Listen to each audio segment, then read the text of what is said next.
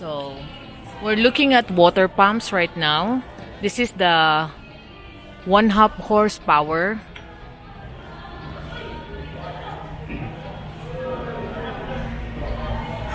And then next is the 3/4 horsepower. Yeah, That's the price. 1,199.75. Okay, and then the next is 1 horsepower na siya. 3/4 lang gyapon. So you got the brand of Eurostar. For the whole 1 horsepower, we have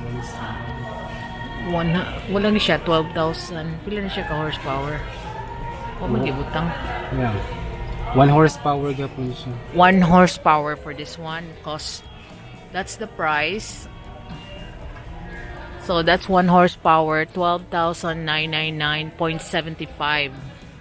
Kani, this is mas barato lagi siya. Pero kung ano siya lang siguro. It's Aviva. It's a different brand. Yeah, Look, Aviva. Aviva. Because That's one Eurostar. that's Eurostar. I'm showing you first the Eurostar. This is Eurostar 1/2 horsepower. 7,999.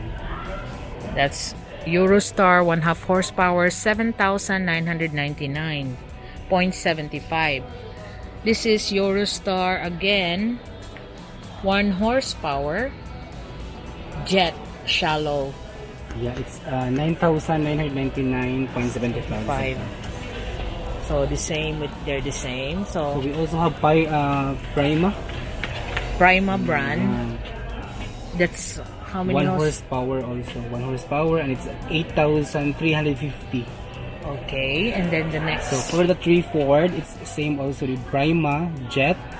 3/4 horsepower amounting 6,100. Next one. For the 1/2 horsepower, so same brand Prima, it's 5,800. Okay, and the next. For the 1 horsepower Prima again, it's 6,400. Okay, so this Aviva is cheaper, no? This is 1/2 horsepower Aviva.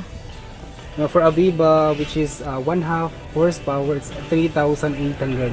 Much So, much cheaper. Yeah, much cheaper. Yeah, Aviva nga sa naga. Brand.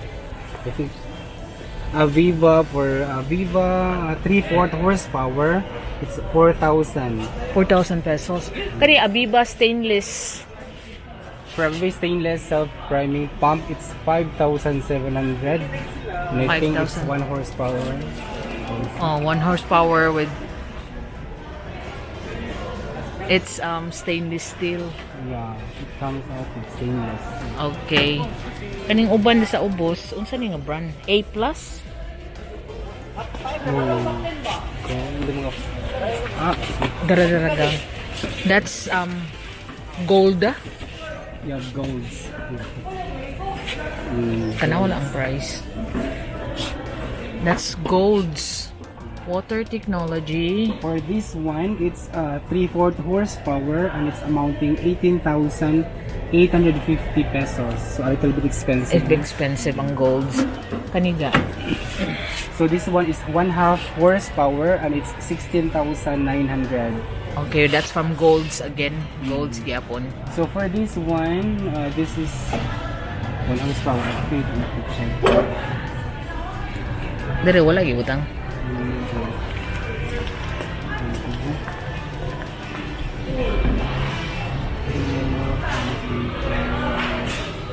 1/2 1/2 horsepower. How much? 19,890. So, more expensive na nung 1/2. Lagi. 1/2. Lagi. Tanawa lang mo mura gibutang raman gyapon nila sa ilang kuan. 1 horsepower, 19,500. So 1 horsepower din is same.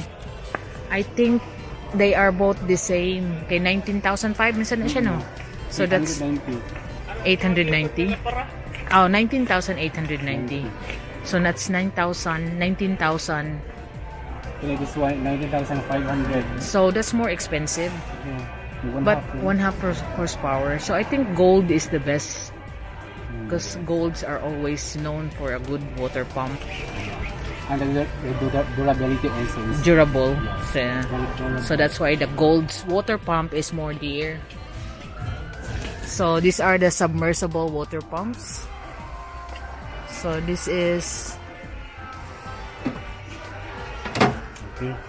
So for 1/4 horsepower water drainage pump, so it's 6,799.75. okay. So for 1/3 horsepower water drainage pump, this is 7,399.75 centavos. And for 1/2 horsepower drainage pump, it's 9,799.75 centavos. You get a cheaper drainage pump. Okay, so for 110 horsepower, it's 2,799.75 centavos. And for this one, it's Arwana. 16 horsepower. It's 3,399.75 centavos. Okay, and for this one, this is 1/4 horsepower. It's 4,099 pesos and 75 centavos. And the same. The They're the same, 1/4 horsepower. So that's the brand is Arwana. That's the brand there is Marina. That's 1 horsepower. It's 4,396.75. for the brand Marina.